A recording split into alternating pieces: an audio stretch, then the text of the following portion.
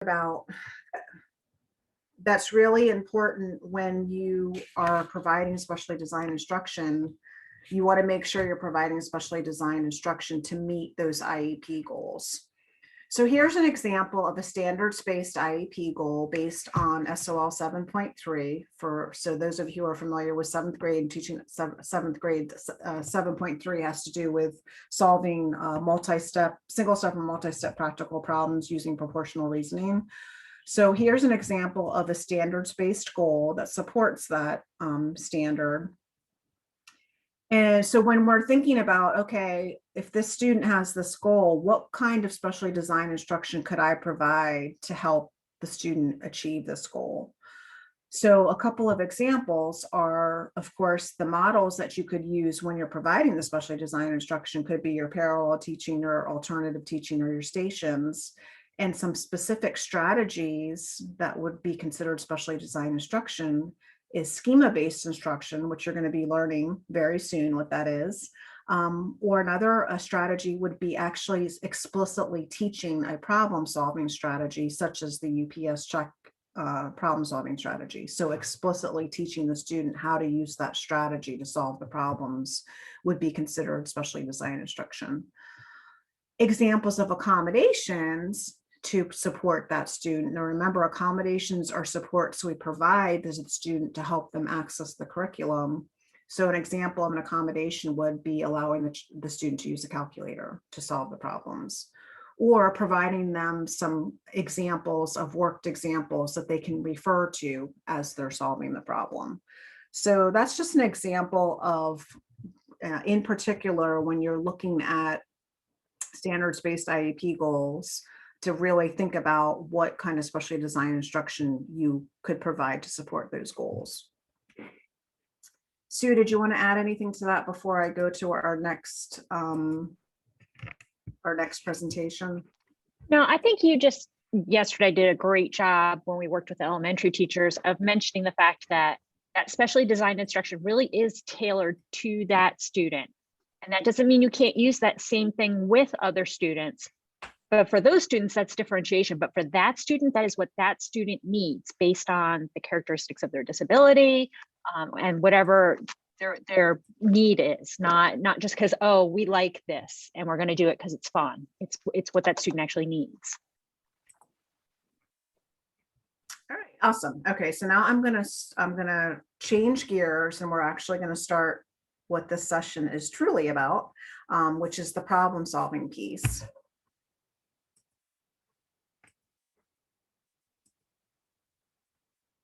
All right, so here we go. So you guys are lucky to have the two of us again to do this part of the sessions with you. We're going to talk about, the main meat of this session is teaching you about schema-based instruction for problem solving, but we're also going to just talk about problem solving in general.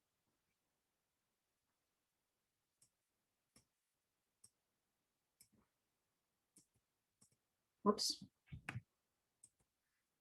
Oh my goodness, can't see my, so we're going to actually still be using the resource guide that we were talking about earlier.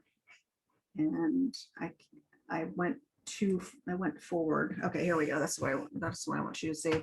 So the problem solving section in that resource guide is on pages 28 through 39, and also in appendices F, G, and H.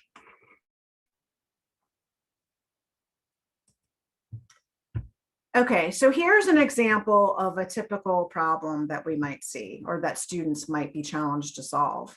This example is actually taken from our just-in-time quick check for SOL 6.5C. So if you recognize that, if you feel like you've seen it before, that's where it was. But teaching problem solving strategies is an essential evidence-based strategy for students with mathematics difficulty or disabilities. So we're really going to focus this section on, or this session on, effective instruction related to problem solving. So it provides, problem solving provides an opportunity for students to demonstrate their math competency, but it can also be very challenging for our kids. And we not only want to teach them, I mean, really, yes, they're learning how to solve problems they might encounter on tests, or they might encounter on the SOLs, or they might encounter in textbooks, but really, truly, we're teaching them to be problem solvers in real life, solving real life relevant mathematical problems. So I want you guys to think about why might problem solving be challenging for students with disabilities or difficulties in mathematics? So just think about that question and enter your thoughts in a couple of words in the chat box. Why do you think problem solving can be challenging for a lot of our kids? Understanding vocabulary, multi-step processes, reading difficulties, the contextual part of it, not having number sense, reading deficits, comprehension, language, working memory, this requiring several steps, sense making, language barriers, reading comprehension, multiple steps. Yeah, you guys have it. The content vocabulary, that looking at diagrams and pictures and tables and charts, processing issues, being able to visualize, vocabulary. Yeah, you guys got it. Being the organization of the problem. Yes, definitely. Don't know where to start. Not a math person stance. Yeah, like, I don't know, I'm just not a math person. I'm not going to try. It requires higher level thinking. Yeah, those are all really good reasons as to why problem solving can be difficult. So really, when we're thinking about areas of difficulty, they really kind of, all the thoughts that you guys put in the chat box really kind of fall under these 7 areas. Reading problems, I saw that a lot in the chat. Understanding the vocabulary, identifying the relevant information, what's important, what do I need to solve this problem? And then on the other side of that, what's the irrelevant information? What do I not need to know? Another big one's interpreting those charts and graphs and being able to understand them and understand what they mean. And then figuring out, what operation do I do? I don't know what operation to do. And then actually performing that computation for the operation. So those are kind of the 7 main areas of difficulty in terms of why problem solving can be so challenging. So we're going to really emphasize 3 pieces of advice today. And the first one is, we do not want to tie keywords to operations. That is an absolute no-no. And that's for everybody, not just for our students with disabilities. It has been proven that tying keywords to operations does not work. Not only does it not work half the time, but it does not support conceptual understanding whatsoever. The student might remember that one word means a certain operation, but they don't understand why. But one thing that kids should have, and what we should teach, is for the students to have an attack strategy. One of you mentioned in the chat box that a lot of times kids don't know where to start. They just look at the problem and they don't know where to start. They don't have an attack, like they don't know how to attack the problem.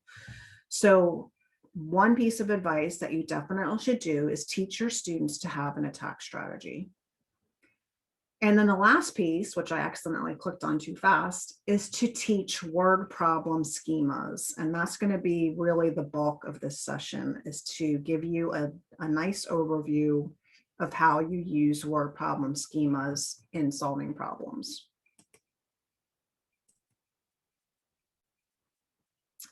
All right, so if you take anything away from this at all today, is do not tie keywords to operations. If you have any of these types of posters hanging in your classroom, or if you have them hanging in your virtual classroom, or if you have them in your interactive notebooks or anywhere, please get rid of them.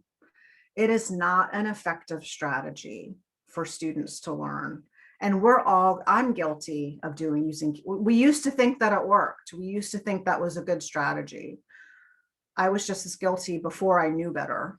So once we know better, we do better, right? So do not tie keywords to operations. If you learn anything at all today, that is Yeah. definitely something we want you to learn. Yes. And just to really explain why, think about it. Sometimes you could be given a problem where there is no keyword, like how many legs do 7 elephants have?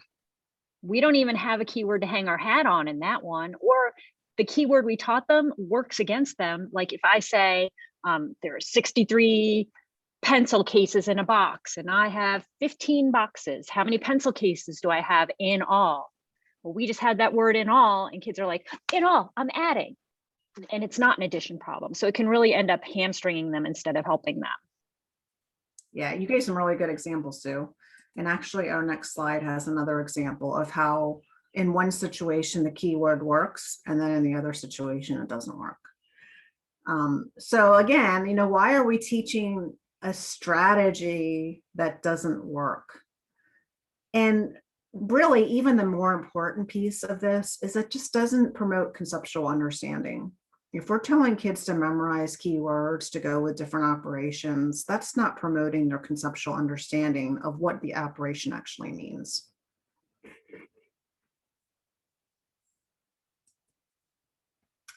So that's what we don't do. Okay, do not teach keywords. We don't tie keywords to operations. But something that we do is have an attack strategy. A lot of kids have no idea how to attack a problem.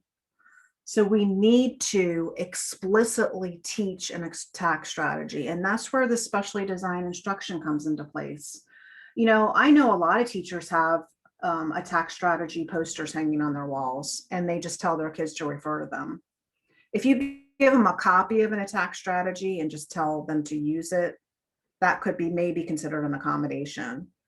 But in order to make sure the students use it and use it regularly, and then get to that point of being able to use the strategy independently, you need to have that explicit instruction on how to use that attack strategy. So thinking about all of what we learned of what explicit instruction is, you want to explicitly instruct the student on how to use that attack strategy, so much so, and give them that practice and do that gradual release until they get to the point of using that attack strategy on their own. Here's just a few examples, and we're not telling you what attack strategy to use. The main thing is that whatever attack strategy you teach your students to use, that they use it consistently. Here's just a few examples. A lot of you are familiar with the understand, plan, solve, check strategy, the ridges strategy, the RICE strategy. A lot of times they have the mnemonic that goes with it so that it helps students remember what the steps are. Most of them, the first, even though they might look a little different, they're really the same process. The first part of obviously is reading the problem and understanding what it's asking, figuring out your plan and so forth. So whatever strategy you decide to explicitly teach your students, the main thing is that they get to the point of being able to do it independently, and that they're consistently using that same strategy anytime they attack a problem.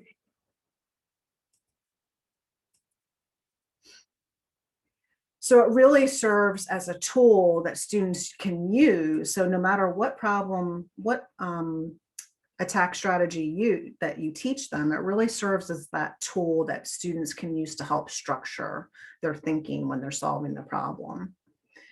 And thinking about some of what you learned from Dr. Morano yesterday, is the attack strategies are really grounded in those metacognitive strategies, which is when you're thinking about your thinking, right? And it also includes that self-regulation piece that she talked about yesterday, where the students can continuously question themselves and monitor their performance as they solve the problem. And just like I said earlier, you really need to make sure you include that explicit instruction.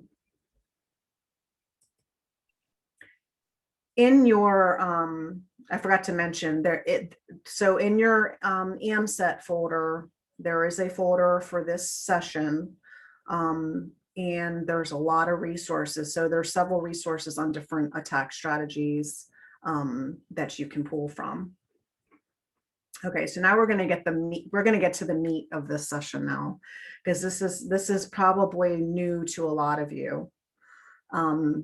But once again, this is an evidence-based strategy that really, really helps students with disabilities in terms of problem solving. So schema-based instruction, so it's abbreviated SBI instead of SDI. Here are all of our special ed acronyms. It's where students learn how to use cues and word problems to determine the type of problem. And then they create a visual model to go with that. So a lot of kids with learning difficulties have trouble setting up and solving the word problems. So, and they also have a hard time identifying that relevant information. So to help them with this is we can help students focus on the underlying schema or the underlying structure. And then they can actually learn the concepts to choose the appropriate procedures to solve the problem. So this is just kind of another way to kind of think about it. It's a way to categorize problems, and it focuses on reasoning. So unlike the keyword strategy that really doesn't have any reasoning or conceptual understanding component to it at all, this really, really cements that conceptual piece, that conceptual understanding and that reasoning piece. So it really has three critical components. So the problem identification is where the student actually recognizes what type of problem it is, or what structure the problem has, or another way to think about it is the schema or structure of the problem. And then they turn that into a schematic diagram. And we know that a lot of our kids really benefit from that visual and the graphic organizers. And then once they're looking at that diagram, that helps them to really think about the conceptual piece and to figure out what operation or strategy they want to use to solve the problem. So we have basically 6 schemas. We have 3 additive schemas and we have 3 multiplicative schemas. And I'm going to go through the additive schemas with you. And then we're going to do an activity, and then Sue's going to go over the multiplicative schemas with you. So I realize that you guys are all secondary teachers, right? From 6th grade up. Ideally, kids would be taught schemas and schema-based instruction starting in elementary school, when they're starting to learn how to solve problems. You guys have an extra challenge because you're starting in middle school, and if students have never been exposed to schemas and you're introducing this as a strategy for solving problems, it's a little bit more challenging because you kind of have to try to catch them up a little bit, but at the same time they're older, so you can teach the schemas using simpler problems and they probably will catch on to it a little bit faster than they would have in elementary school.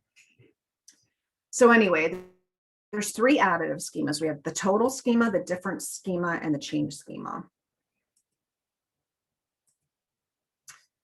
So the total schema, and I'm going to actually show you gestures that can go along with these, because we also know that our students often benefit from that multimodal.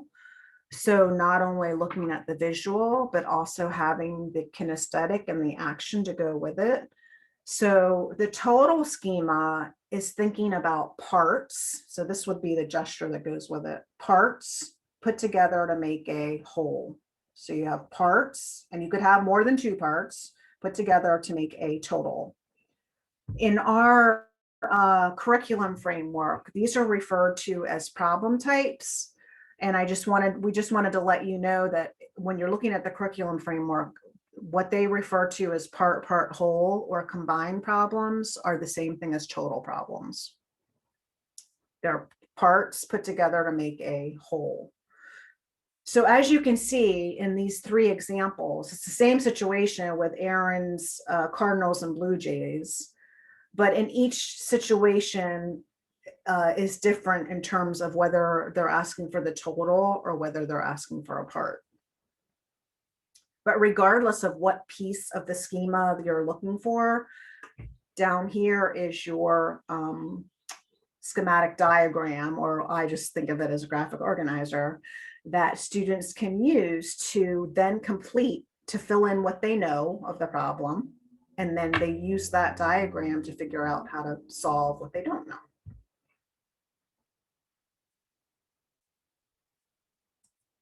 So here's an example of how to use the total schema with a strategy. So of course, we always want to make sure that anytime we're attacking problems that the students are explicitly taught to use the problem solving strategy and that they use it as they solve the problem. So we're understanding the problem.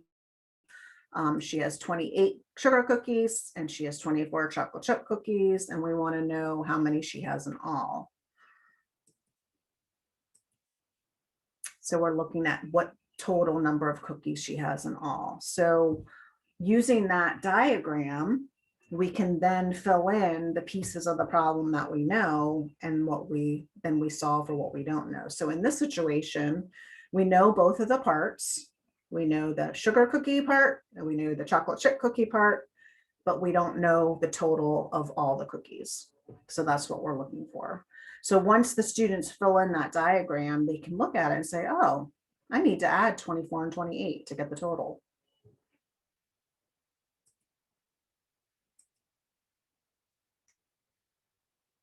So the next additive schema is a difference. In our math curriculum framework, the difference problem, they're referred to as compare problems, but they mean the same thing. So it's larger and smaller amounts compared for a difference. So when you're looking at the gesture to go with it, you have a greater amount. I actually really should have put greater and lesser and not larger and smaller. You have a greater amount, you have a lesser amount, and you're comparing them for the difference. You have your greater amount, your lesser amount, and you're comparing those numbers for your difference. You can also do it kind of like a number line. You have a greater amount, you have a lesser amount. What is the difference? Okay. And again, depending on how the problem is phrased, determines what part you're looking for. So these three examples, it's all the same situation with apples, and Howard has some apples and Dewey has some apples. But depending on the situation determines what part you're asking for. So the greater number, so if you look down at the diagram or the graphic organizer, you have a part for the greater number, you have a part for the lesser number, and then you have your part for what the difference is. So students will then fill in based on what they know. What's the greater number? Greater number is 9. What's the lesser number? Lesser number is 4. And then we're looking for the difference.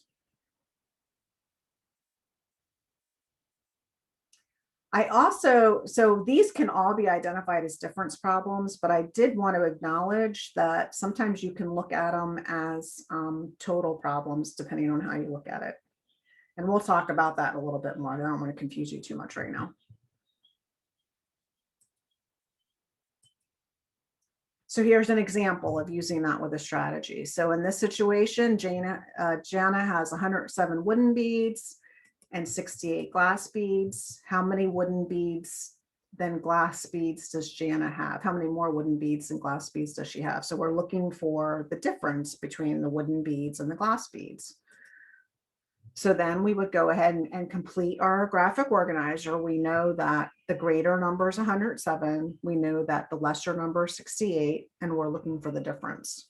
And this is what's really cool about these is depending on how the student conceptualizes the problem and looks at that organizer really determines what operation they're going to use to solve it. Some kids are going to look at that and say, oh, I need to subtract 107 minus 68 and figure out the difference that way. But a lot of our kids are going to look at it like an adding up problem. In fact, some of our kids who are good with mental math might say, oh, you know what, 68 plus 40 is 108. So it's just one less than that. So it's 39.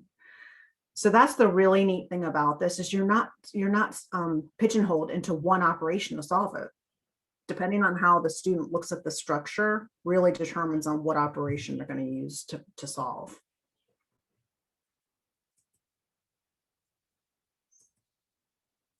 Okay, our last additive schema, and then you guys are going to have some fun in breakout rooms. And you don't have to listen to us talk too much anymore at that point. But the last one is the change. And in our curriculum framework, change problems are either called join problems or separate problems. But basically, a change problem is an amount that either increases or decreases. So if you're thinking about it as your gesture, you have a starting amount and it changes. So in these examples, the change is it's increasing. So you have a starting amount and it's increasing. You have a starting amount and it's increasing. Or if you want to look at it like a number line, we have a starting amount and it's, oh, I'm going the wrong way, looking at and it's increasing. No, am I going the wrong way? I don't know. I can't figure out if I'm mirrored or not, but you know what I'm talking about. So you can either do starting amount, I'm increasing, starting amount, I'm increasing. Okay. And again, it depends on these three examples are all the same situation, but they're worded differently to show that you could be asking for the start amount. You could be asking for how much is changing, or you could be asking for what the end amount is. And then on the other side of it, you can have a change decrease. So it's the same gesture, you're just decreasing instead. So you have a starting number and you're decreasing. You're starting at a number and you're decreasing. Or if you do it on a number line, you're starting at a number and you're decreasing. And again, depending on how the question's phrased, so this situation's about cookies, that she ate 2 of them, want to know how many she didn't eat.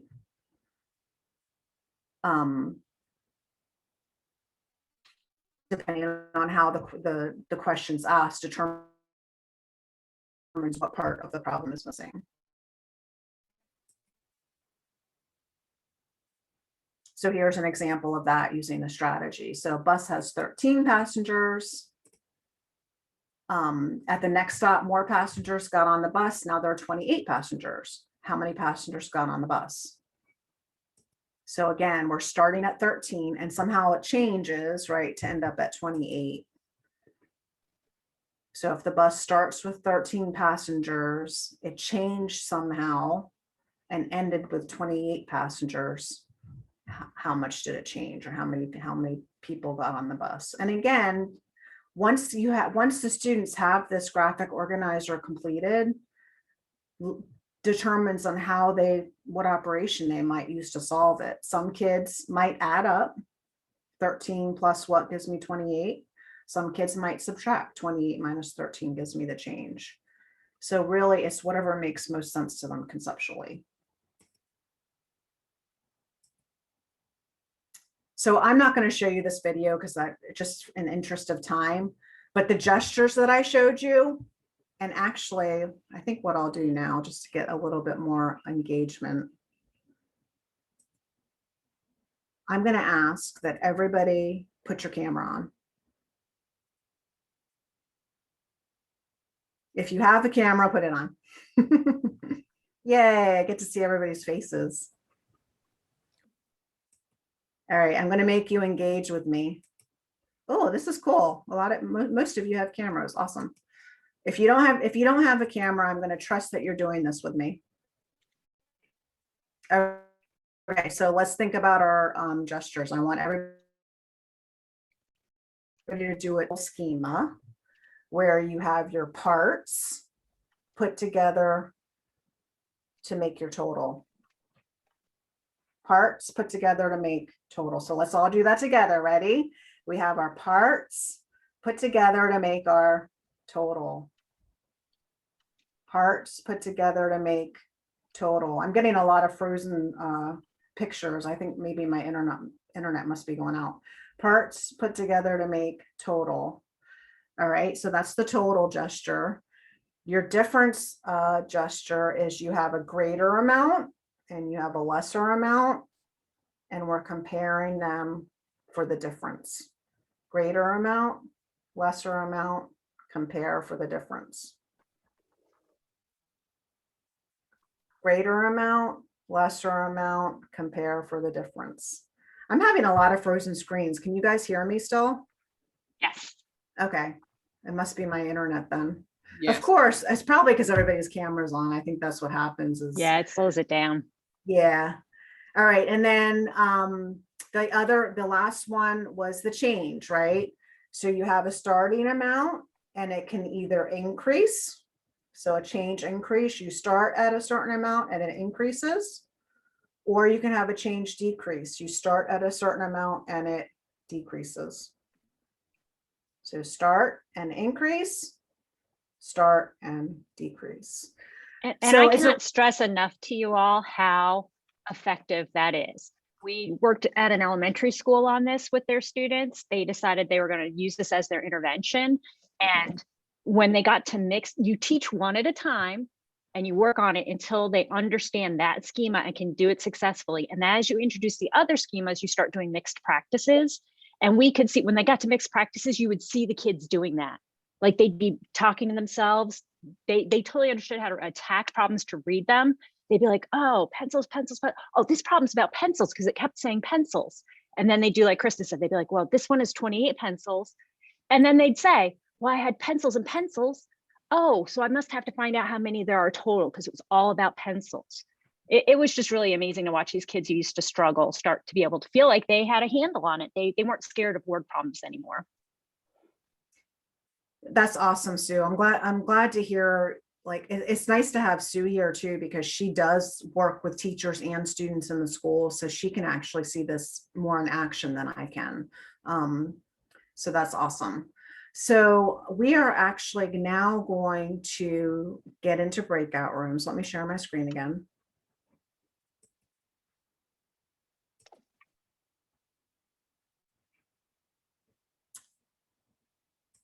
And we're going to complete an activity. So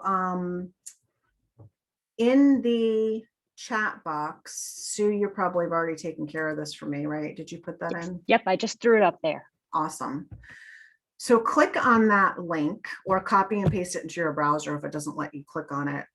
And that should take you to what you see in the left-hand corner. So it's basically a Google slide that has all the different breakout rooms in. So what's going to happen is we're going to randomly put you into, let's do groups of 4. Groups of 4, does that sound good, Sue? Yeah, definitely. So we have 70 people, so help me with my math. So groups of 4 would be like 18 or 19, 17 or right? 18 groups. Yeah. It's 17. Yeah. Okay, thank you. Thanks for doing my quick math for me. So let's do 17 rooms. Amber, don't do it yet though. We'll do 17 random rooms. And once you so make sure you pay attention to what breakout room you're in when you join it. And then you're going to click on your breakout room's number. And then once you click on that, it's going to take you to this screen here, which is actually a Jamboard. And you guys have already had some practice with Jamboards because I know one of the other sessions used Jamboard. So I don't think we have to tell you how the Jamboards work logistically, but you know that you can move around the stickies. And what we're going to ask you to do is to look at so we have the schemas, the graphic organizers, and we're going to ask you to decide which schema or word problem structure matches the problem. So like Kristen said, you can just drag them and put them next to each other and you can work as a group. You can all be working on the same Jamboard. So it's a group project. Right, exactly. So we're all working together. If you need help, if you're just like totally confused and you need help, you can move over the pink help sticky note, and Sue and I can see all the Jamboards at once. So if we see that one of the breakout rooms needs help, we'll try to pop in. But once you match the sticky note problem with the graphic organizer, if you are still in there and have some time, then you can start actually filling in the graphic organizers with the numbers. Okay. So if you end up having extra time, like if we haven't come back to the main room yet, your extension activity is to use the writing tools to actually write in the missing numbers, or write in the numbers that you know, and then put the question mark for the number that you don't know for each of those situations. Does anybody have any questions before we put everybody into breakout rooms?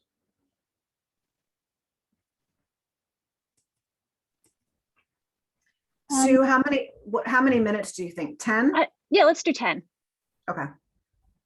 Do you want me to put a time? We'll try 10, and if we end up, yeah, don't put a timer on, Amber, just in case we decide to extend it, but let's. So what's cool about the Jamboard is like Kristen was just saying, we can see you all working on it. So we'll pretty much have a good idea of when you're done, because we'll see that you've lined up your Post-it notes with your graphic organizer. So as a teacher, from your teacher perspective, think about that with your students when you use Jamboards, that you can actually monitor what's going on in their breakout rooms without actually having to be in every breakout room. And like I said, if you finish matching them up and you still have extra time, start filling in your graphic organizers and start having some practice with that. All right, I guess we're ready to do the breakout rooms then. I'll start them.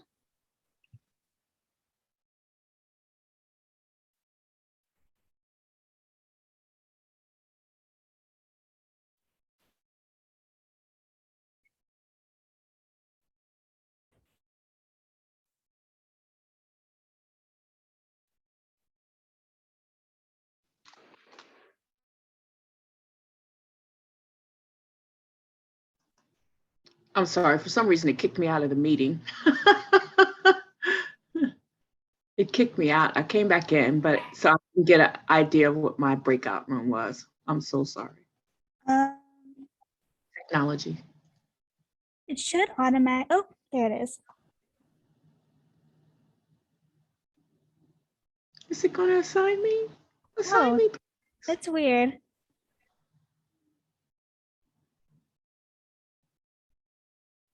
I'm trying to figure out where it put you, because it did assign you. I just can't figure out where. Oh, okay. Tried to send you. I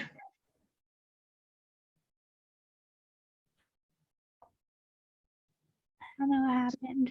Just throw me somewhere. I'll be fine. Okay.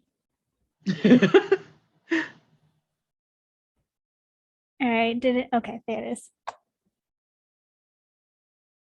Hopefully that was a fun activity. I mean, obviously, and we're going to talk about some instructional tips at the end, but you're not going to teach your kids all 3 additive schemas at once like we did with you and have them do a sort like that. Like, you're going to be. You guys are the advanced class. Yeah, so we felt you could handle it. You're our teacher, so we thought you could handle it, but we just wanted to kind of just give you some practice playing and looking at the different schemas,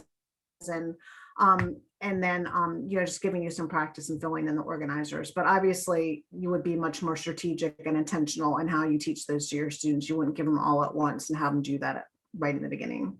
Excuse me, I have a quick question. Yeah. I know this is being recorded. Where will the recordings be? The content at JMU Content Academy will be organizing all the recordings, and I'm not exactly sure where they're going to end up putting them. Amber, do you know? Yeah. So first we have to caption them all, and then we're gonna put them into like a YouTube folder thing, and then we'll send it out to everybody. Okay, awesome. Okay, thank you. All right, so we're just going to quickly go through some of the problems that you had, not all of them. But if you look at your Sebastian problem with him scoring 12 goals and James scoring 19, how many fewer games did Sebastian score? Looking at all of your Jamboards, most of you, I think, chose difference for that one. First of all, that should be goals. Did Sebastian score, correct? Whoops, I went back too far.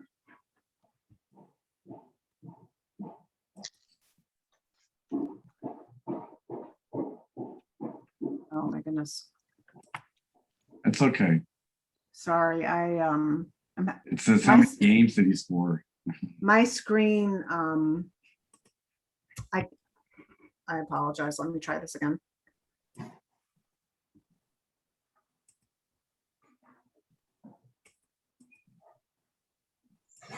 When I'm presenting my PowerPoints, it falls off of my screen and I can't see the arrows when I accidentally move forward too fast.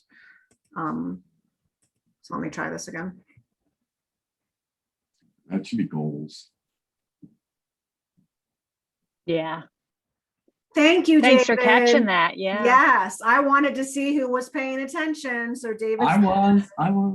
he caught my mistake. We all do that with our kids, right? I did that on purpose. I Absolutely. wanted to see who was paying attention. I'm glad you did. But anyway, I think most of you identified that one as a difference problem. This I next gave you a one, gold star. I gave you a gold star, David. this next one, what do you guys think about this one? The Annabelle problem. She had $32 and she earned some money for cleaning her room and now she has $47. Put that as Okay. I actually Thank saw you. this, I saw two different schemas on this one. We were actually Yep, I saw some groups talking had it as a change problem. And I saw some about groups, that, like it could be a whoops, I change or went, different. I went too fast again, but I'm not gonna go through trying to go back again. But yeah, some people saw it as a change and some people saw it as a difference. And you know what? That's okay. Did you get the correct answer either way? yes. And did you know how to attack the problem?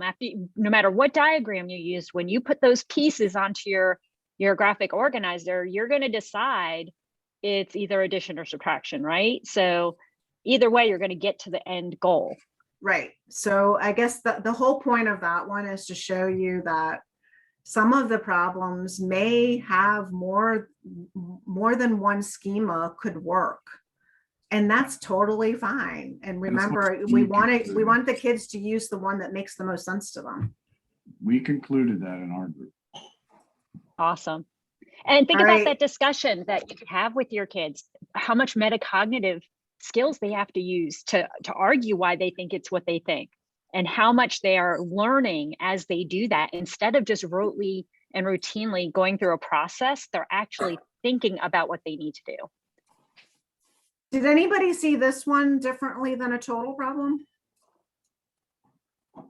Well, that could be a difference also. Okay. Yeah, so again, you know, that's the nice thing about this too, is there's not always just one way to look at something. All right, so I'm gonna stop talking for a little bit and Sue's gonna start talking about the multiplicative schemas. Okay, so with multiplicative schemas, again, we have 3 different ones, and usually you start with the equal groups. And so when you think about equal groups, you think about the fact that you have a number, you have these groups, and that there's a number of things in each group. So that's the hand gesture, is you have a group that has a number of things in it. So in this one, it's apples. So we would read this and we go, oh, this problem's all about apples, because I see Tanya has apples. There's some apples in a bag, and we want to know how many apples she has all together. So I can see she's got bags of apples, and there are 6 apples in each bag. And then in the next one, instead of knowing how many are in each bag, I just know she has 2 bags. And then I know that she has 12 apples. So I know that she has 2 groups, but I don't know how many are in each group. So this is the schema. So again, we could decide, one person might say, oh, I know it's 2 times something is going to give me the product of 12. Or another student might say, oh, I have 12, I've got to divide it into the 2 bags, and then I'll have 6 apples. Either way, they're going to come to the right answer. And as long as they filled in their schematic diagram, they're going to solve that problem. And in the last one, we don't know how many groups she has. We know she has some number of groups, and there are 6 in each group. And at the end, she has 12 apples. Again, I can just say, I know 2 times 6 is 12. So I know there are two groups, or I could say, well, she had 12 and she divide and 6 got measured out each time, they'd get measured out into 2 groups. Does that make sense? All right, and I like that one because that's another thing to get into is the fact that some division problems are measuring out and some are divvying out. So that's another thing to delve deeper into about word problems later down the road. So you can see here using your UPS strategy, which I just kind of did with that last one, I would read through this and I'd be like, I could see here they keep talking about cherries. And I could see that she's got 6 cartons of cherries and each one has 25 cherries. So I can see she's got groups. There's 6 groups and each of the groups has 25. So that would be our gesture that we used with that. Does that make sense to everybody? Okay. So our next one. Hey, where's Dad? So, I'm sorry. Oh, I thought someone was asking a question. So our next type are comparison ones. And that's when we have a set that's multiplied a number of times. You want to think about it like if you're bouncing on a number line, kind of like when you first learn to multiply and you're thinking about a number line and you teach the kids the frog hops on the number line, right? So here I can see, oh, let me read this problem. Sam picked 6 apples. Elizabeth picked 2 times as many apples. How many apples did Elizabeth pick? So the whole problem, we're talking about apples. I know that Sam got 6, but Elizabeth got more than him. I'm comparing how many apples they each have. So it's a comparison problem. I can see that Sam picked 6 apples and she picked 2 times that. So she made 2 more jumps. So I can see 12 apples. Does that kind of make sense? That's why we're on the number line. Got 6 and she did 2 times as many. In the next one, we know the end game that she has. We could just, no, that's okay. They get the I'm idea. sorry. No, that way we can get to the activity and get to the multiple ones actually. So again, using our strategy, Susan has 3 times as many books as Mary. Mary has 18 books. Which equation could be solved to find out how many books Susan has? So they both have books. And I know Susan has 3 times as many books as Mary. So I'm comparing how many books they each have. So I can see that if Mary has 18, I have 3 hops of 18 on my number line because she has 3 times those 18 books. So that I can see there's 54 books. Okay, so hopping on the number line, we have 18, 18, 18. I have 3 sets of 18. This one is the one that probably is really important for middle school and high school because it's those ratio and proportions problems. And this is where we're going to compare things.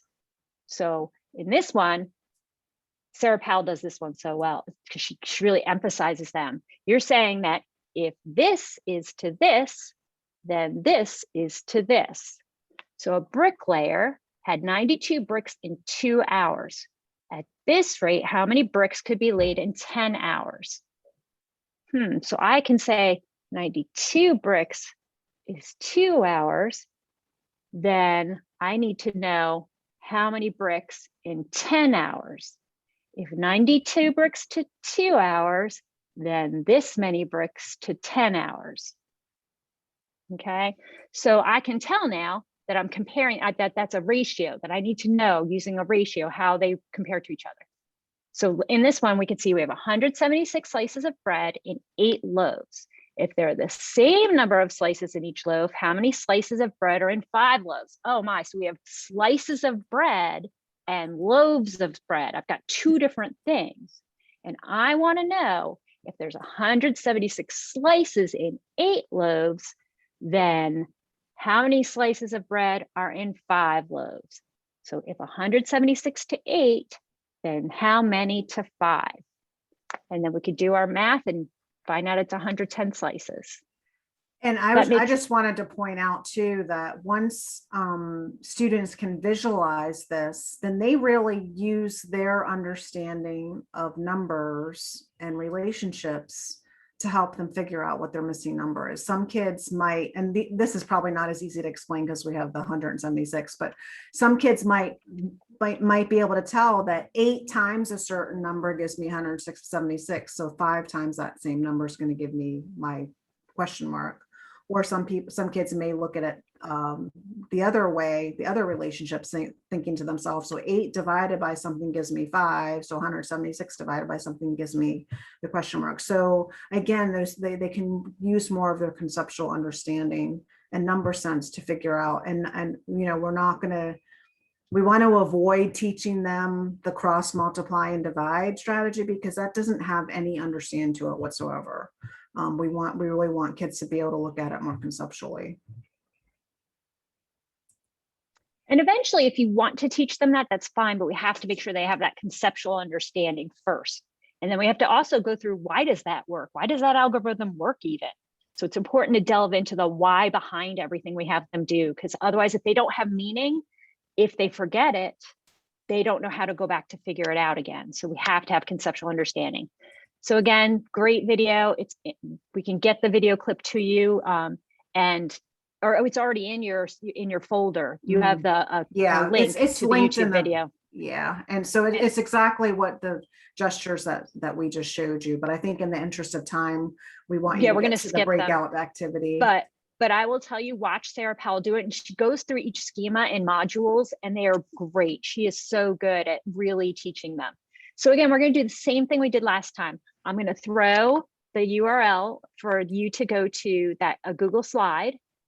And again, you're going to get put into a breakout room. You just click on this breakout room that you get put into. You click on that same number that's on that Google slide, and you'll have a sorting activity. Only this time it's the multiplicative schemas.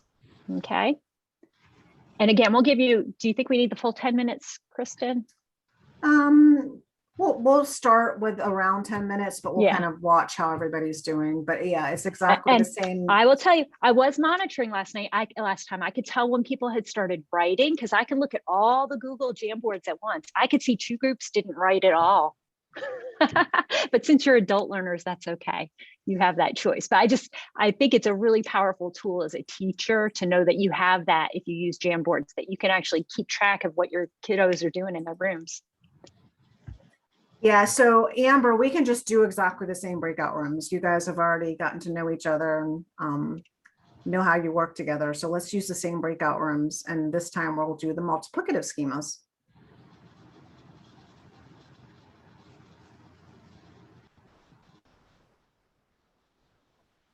Are you there, Amber? Oh, sorry. I was talking to my boss. I apologize. That's okay. We just want to do the exact same breakout rooms we were in last time. Sorry about that. The link. That's okay. We didn't get the link yet. Oh, She's working on it now, I think. Oh wait, the link, I put it in the chat, didn't I? oh no, actually, Sue, you have to put it in the chat. All right, I'll do it again. Where did it go? That's funny. Oh, you know what? I didn't do it to everyone. Megan was special. Megan got it and no one else did. You're my star. I guess I like you more than everyone else. I don't know. Okay, so everybody make sure you copy and paste that link to get to the multiplicative Google Slides and go to your same breakout room number. All right. I will All go right. ahead and start it. Awesome, thank you.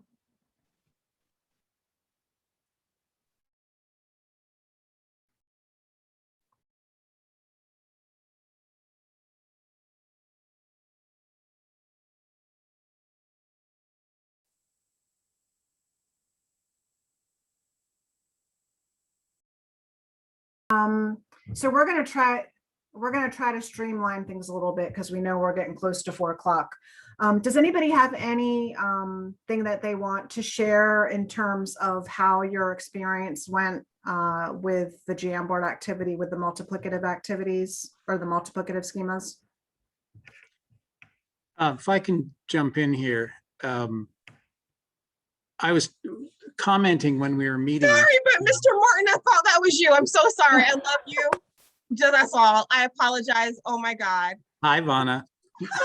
I guess you guys know each other. We'll have to. She's a meet somewhere. fan. She's a fan, apparently. The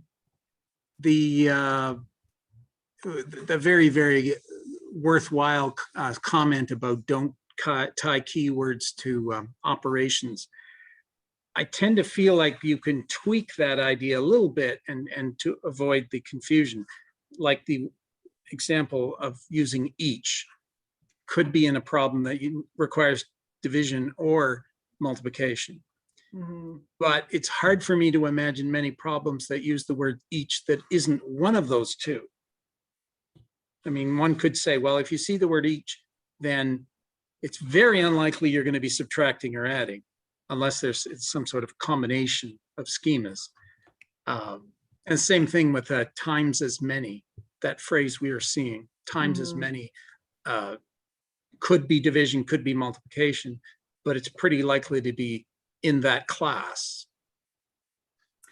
Well, I think, Kenneth, you bring up a really good point, and maybe it really brings up some good discussion as well. You could ask kids to think about, can you think of any situation where that word means a different operation besides multiplication or division? but I and think then you talk about why. But I also think you hit the nail on the head there when you said the idea that it could be multiplication or division. That's why the schemas are important, because it's multiplicative schema means multiplication or division.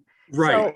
So saying it's a schema instead of saying it's a multiplicative schema, not a multiplication problem or a division problem. Does that make sense? And then you're like, now we know it's multiplicative schema. Well, I know it's one of these three. I've narrowed it down. So that might be a good thought process, but not to tie it directly to multiplication or to division.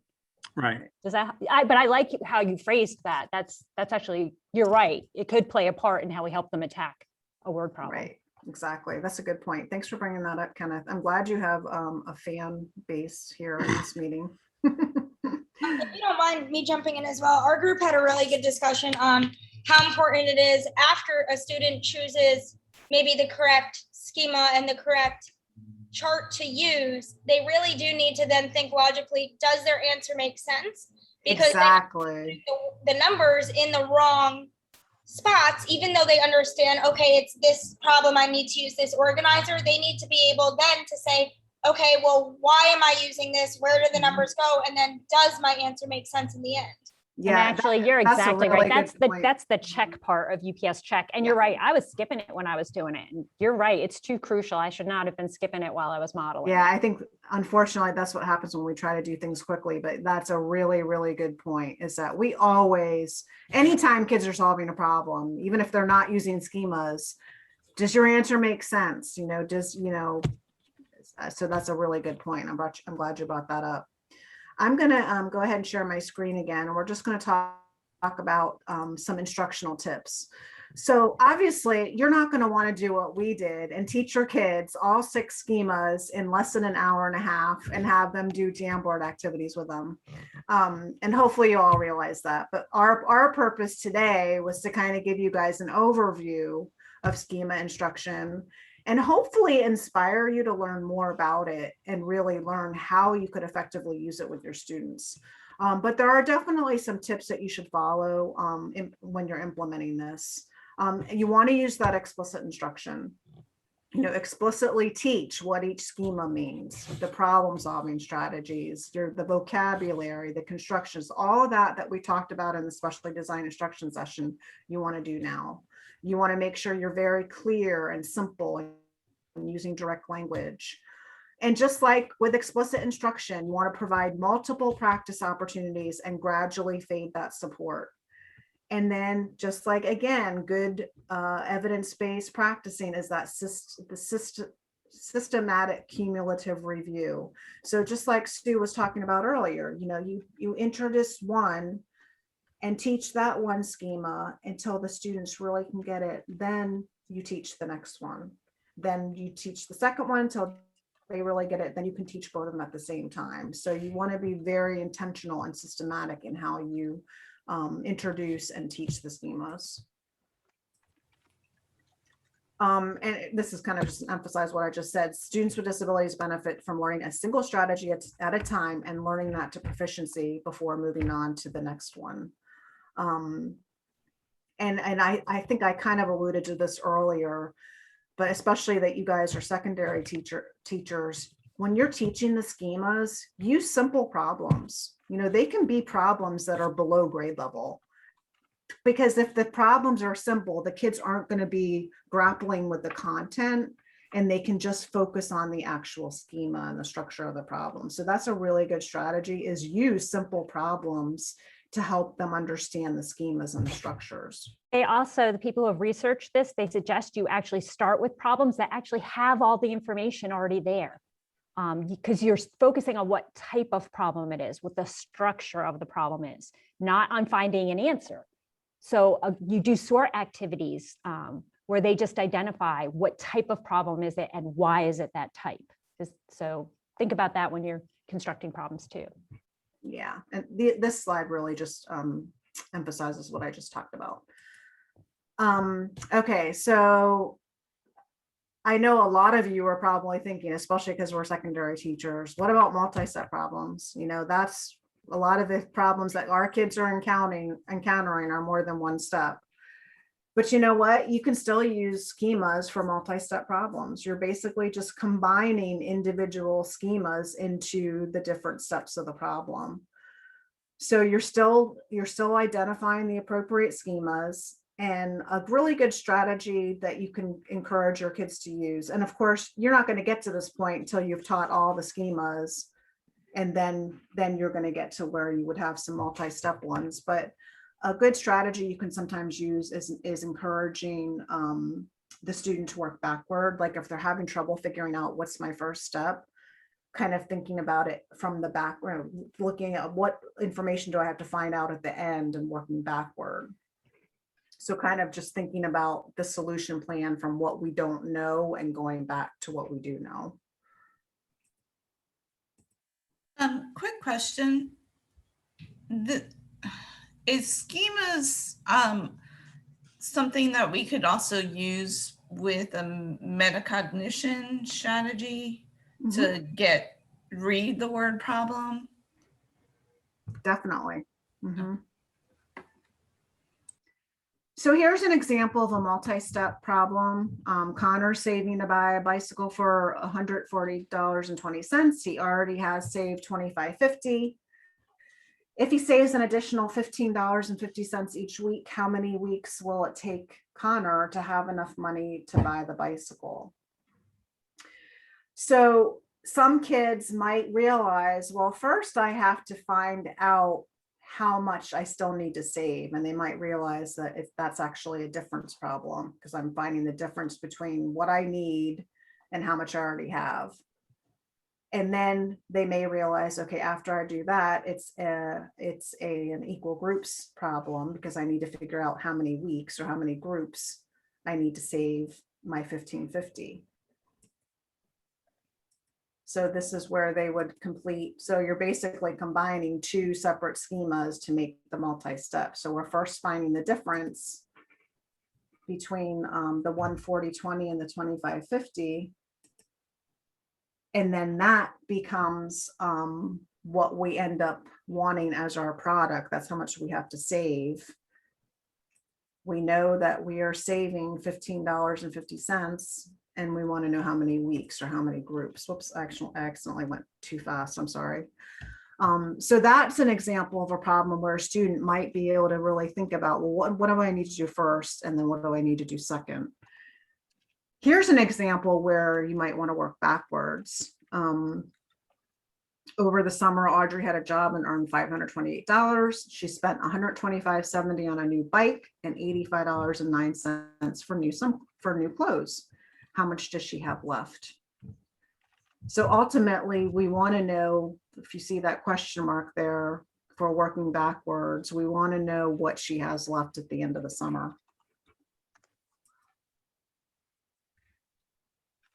So we're starting with that $528, and she spent, we don't know how much she spent on that bike and the clothes. So, you know, right now, in the second step, we have two question marks. So in order to figure out the green question mark, that's where we have to go back to the first step. The green question mark is the total of what she spent on the bike and the clothes. So, and I know I'm explaining this really quickly because we're running out of time, but working backwards can sometimes be helpful when you're looking at multi-step problems. Also, for all the people who are asking about algebra, another way to think about it is that, because I get it, you want them to set it up algebraically, right? Like the way you solve problems in algebra. Is that a concern? Is that one of the concerns with it? Because what I would say to that is they might not actually use the diagram to do the abstract math part. They're just using that diagram to attach in their brain, whether they're multiplying or dividing, and then setting it up the algebraic way that you want them to set it up. Does that help a little bit with how you could use the schemas instruction, but be using doing algebra? Yeah, I think that helps, Sue. I would think you might, like you're playing bicycle problem, you might want to use that to solidify the concept, but then not necessarily continue to use schema every time you want to create some sort of a linear algebraic equation. Right. Like, so I would do that. I would have them think about it just to get the structure in their mind, but then set it up algebraically and use the algorithms and the procedures we want them to do. Mm-hmm. And just getting them to realize that slope is a rate is a whole day. Yes. Right, which, that using that ratio and proportion schema could possibly help with that. Yeah. So in your folder and in our sessions folder, there's a lot of different resources that you can use when you're using, if you decide to, and hopefully you'll decide to try this out. But basically there's several examples of multi-step diagrams, but really basically multi-step diagrams are just combinations of the single ones. So I have several examples, but they're not all of the possible combinations that you could have for multi-steps. It's also a great conversation as a division to start having. Like, go back to whoever's the math curriculum leader in your division and say, hey, is this something we could start teaching in the elementary schools? Because that's really where it should start. Think about if you had kiddos coming to you who had been doing this since first grade, how impactful that would be for you all at the secondary level. Yeah. Yeah, and I think a great idea is taking the single graphic organizers for the single step schemas and even just like putting them in plastic sleeves so kids can manipulate the different one. Or if you're doing it virtually, having a different schema on each Google slide and being able to manipulate if you have the multi-steps. But we're out of time, so I gotta do this really quick. There's a lot of resources in your folder. And all of these links, if you want to learn more about it, Stephanie Morano, who you heard yesterday, has some recordings that she did on schema-based instruction. The National Center on Intensive Intervention has modules that you can complete to learn more about it. And the Irish Center has some really good modules too. All right, we don't have time for closure because I'm not going to keep you past 4 o'clock, but we hope you learned a lot today and that you got something out of the session. I know it's kind of overwhelming when we're doing it all at once in an hour and a half, but like I said, hopefully it's inspired you to learn more about it and to try it with your kids and see how it goes. We have one more day tomorrow. So we have 2 great sessions planned tomorrow. We have culturally responsive instruction session, as well as our assistive technology and instructional technology session. And I will tell you that the presenters for both of those sessions are amazing. So I think you'll be happy with tomorrow's sessions as well. So I hope everybody has a great rest of the day and enjoy this wonderful weather.